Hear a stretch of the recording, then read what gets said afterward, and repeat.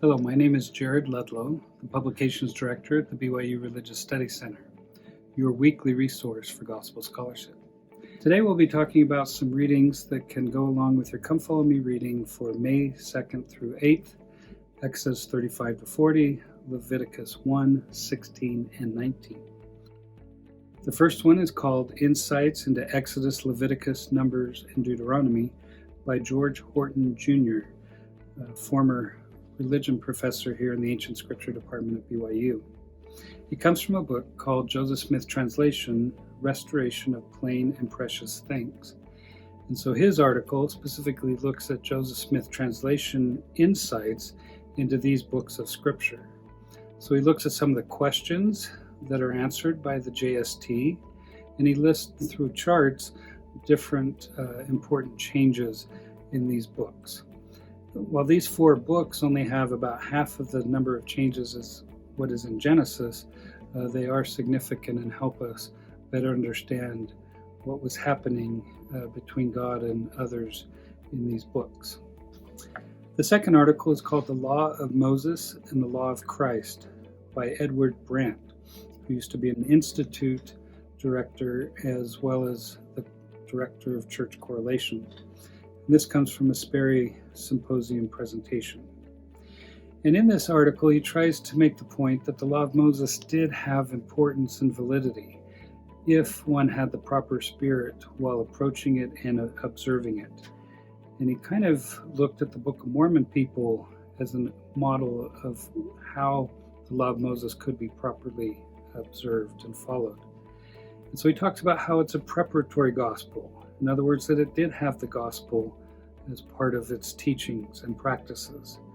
And so he looks at the performances and ordinances that were part of the Law of Moses and describes some of the gospel principles that are associated with various offerings and sacrifices. And then he asks the question, do we in our day have schoolmasters for us to help us progress? For example, we may not be living the United Order or the full measure of the law of consecration. Maybe we have other things that are preparatory, trying to help us to get to that point where we can more fully create a Zion community. The last one is called New Testament Festivals in the Temple Scroll. It's by Jacob Milgram, who is a Jewish professor, happened to be one of my master's degree professors at the University of California, Berkeley. And this piece is included in a book called The Temple in Antiquity, which is edited by Truman Madsen. It comes from 1984, and Truman Madsen asked various scholars, some Latter-day Saint, but more non-Latter-day Saint, to talk about the role of the temple in antiquity.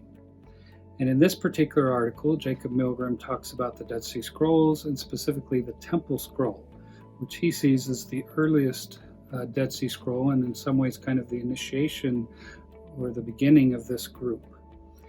And in the Temple Scroll, it talks about a future temple, one that would be more pure than the current Jerusalem temple that this community felt was apostate. And so there would be a replacement temple, there would be a messianic figure, and there would be ancient rituals reinstated. And so he looks, as he examines these pieces, at the calendar system that those at Qumran followed, and how some of these rituals were associated with it.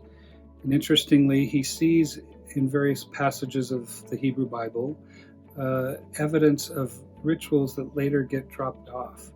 And yet the Temple Scroll seems to allude to them being brought back in. And so it gives kind of an insight from a community in how they interpreted their temple ritual and their scripture. And I'm wearing my Dead Sea Scroll tie just to commemorate that.